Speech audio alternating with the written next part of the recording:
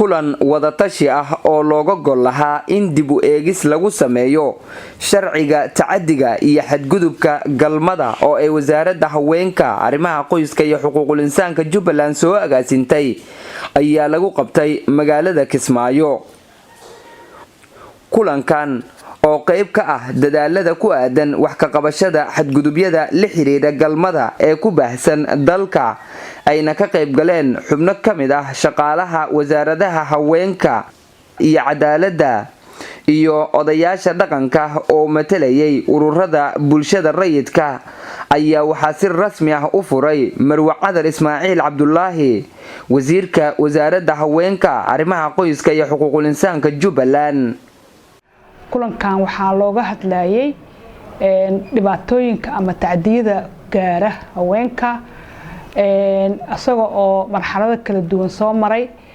ayaan maanta wada tashi iyo ka yeelanay maxay ahayd kulankana waxaan ugu taageerayay oo taageeradeeda bixinaya Unson ayagana waa u mahad celinaya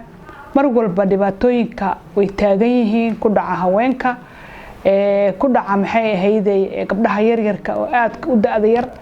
dhibaatooyin fara badan oo wadanka ka jira waxaan leeyahay dadka Allah soo hanuuniyo Ilaahay subhanahu wa ta'ala ha laga boqo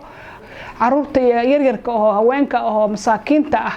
faraha ha laga qaado waxaan leeyahay dhaqankeeni Soomaaliyeed ee suubanaa ma ahaan jirin in gabar yar oo 3 jir ah oo nin weyn oo qaangaar ah uu kufsado.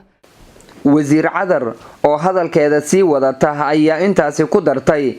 in ay wasaaraddu ka go'an tahay sidii lagu hirgelin lahaa shuruuc lagu dabaqo faldambiyeedyada iyo shaqaaqooyinka ka dhanka ah jinsiga. waxaan leeyahay aad u mahadsantihiin culimada maanta meeshan ka hadashay waxgaradka iyo odayaasha haweenka kulligiin waxaan leenahay soo dhawaada wasaaradda Sembri waxay u taagan tahay sida haweenka ay ugu dadaali lahayd ama dhibaatooyinka haysta u sheegi lahayd. Assalaamu calaykum waraxmatullaahi wabarakaatuh. xeerkan oo ay ka qaybgalayaashu akhriyeen ayuu qorshuhu yahay in ay talo ka bixiyaan.